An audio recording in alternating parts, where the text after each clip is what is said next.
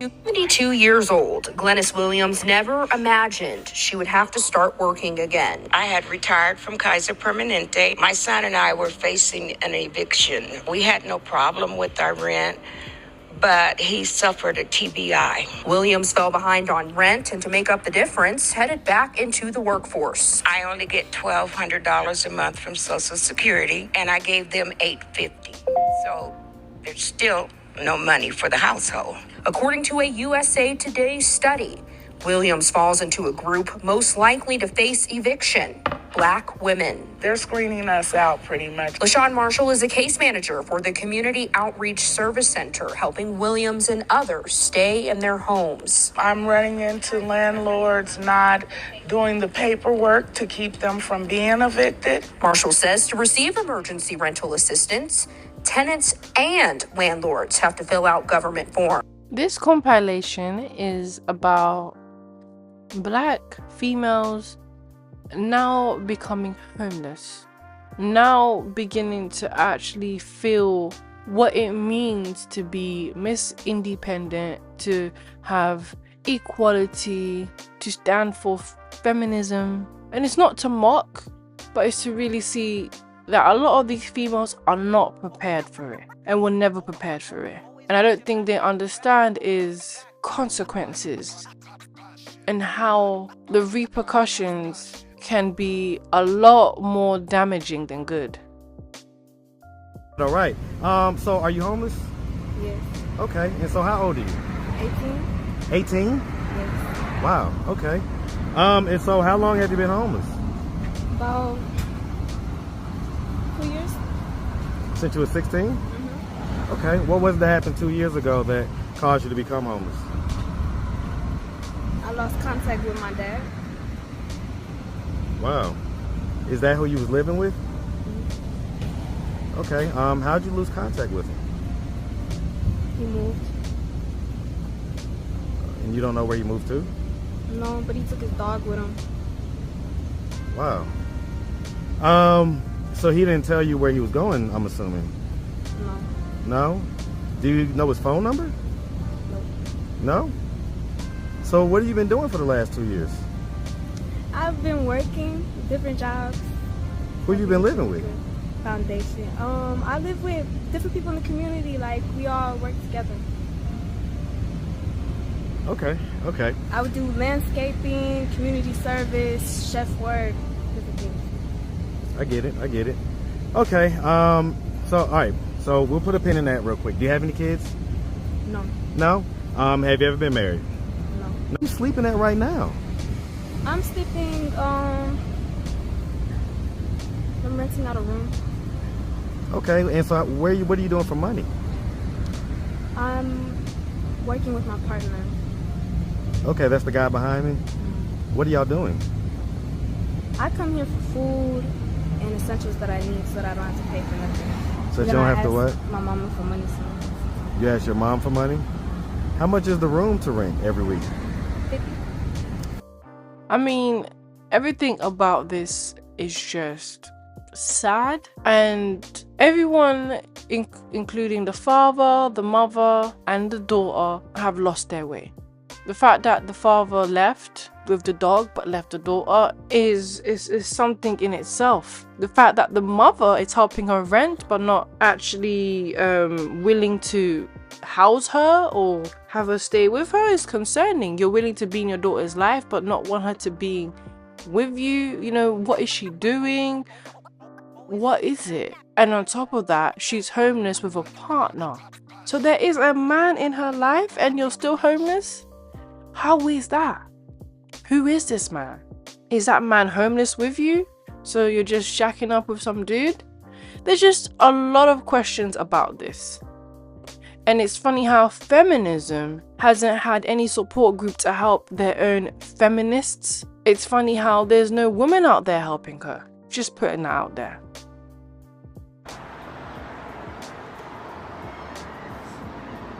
Anaya. Yes. Hey, good morning. Good morning. Once again, my name is ATM Ree with All Time Media. Our whole purpose is giving a voice out to the voiceless. Okay. Hanaya, right? Correct? Yep, I that's got correct. it right. Tell me a little bit about yourself, your age, where you from. Well, I'm born and raised in AC, Atlantic City, New Jersey, the state. I'm 26. I was a cheerleader since I was the age of 6. I'm like basically an athlete. At the age of 18, I started working in a casino as a front desk reception. I've been doing that since I was 18. I didn't finish college yet, but I got 2 years in. Since the pandemic hit, I haven't went back. But no kids. You know, I'm just living life. That's it. Okay. So, you know, how's your day to day? It's okay. I'm just out here on Pacific, just chilling with a few friends. Okay. I got work tonight. I work at the Land Shark on the AC Boardwalk. Oh. What's crazy is a lot of females will be loud and proud about how they are climbing the financial ladder, but will never bring any awareness to the females who actually aren't climbing the financial ladder, who are struggling to even live a stable life while working, even the young ones. You know, it's very easy for females to just want to show you all the glitter and all the gold, but not the crap that is still there, which they want no one to see. The cost of being alive is going up and it's getting really expensive to survive. You've probably already experienced it, but you know that the cost of living is going up. So what is going on? Unfortunately, we're being hit by all different angles. It's like bullets flying at us everywhere. The Bank of England have just forecasted inflation to go up by 7%. As in, inflation is going to peak at 7%. The price of groceries are going up. The cost of energy is going up. The government is also increasing national insurance. So that means, yes, we are paying more tax. And finally, interest rates are going up. The problem is, it's not just the cost of living and prices that are going up. Our wages are actually stagnant. They're not growing as fast as inflation. And because our earnings, our wages, our incomes are not going up at the same rate, what we can buy with our money is decreasing. And that means a massive hit to our standards of living. It looks like we're going to either have to take a massive standard of living cut, or we just have to get our money up. If you like this video, please follow for more, like, comment, share. Great breakdown, because this is exactly what's happening. And what really stood out to me, other than the inflation, is how the income is stagnant. That's very important. The fact is, a lot of these females' income isn't growing. It's staying the same. This is how they are more likely to become homeless, evicted. You're not able to pay for other things in the household anymore. Meaning, you're always going to be more likely to not even be able to pay rent because you have to pay for everything else first that has gone up. And by the time you need to pay for rent, you don't even have enough money for yourself, leaving you being evicted. Leaving you being homeless. Or what happens, and people will have a clear understanding what's going on. Yeah. Okay, so my grandmother passed in August. Oh, sorry. My grandmother passed August 2020. I applied for succession with Brent Council in November 2020, and I received no response. They proceeded with possession hearing. During the possession hearing, they stated not to know my name, know who I was, any of my circumstances, because they would have known that I have a mobility issue, so I'm currently disabled. And they said they claimed rent arrears, but on their actual particulars of claim, they didn't tick the rent arrears box, and they also stated that it was non-applicable. So all of this is like conflicting evidence. So they got possession, they came with a writ of possession on the 8th of June. The writ that they came to the door with does not match the writ that is on copy with the district. It said it was issued by the London Borough of Brent. So we are here today.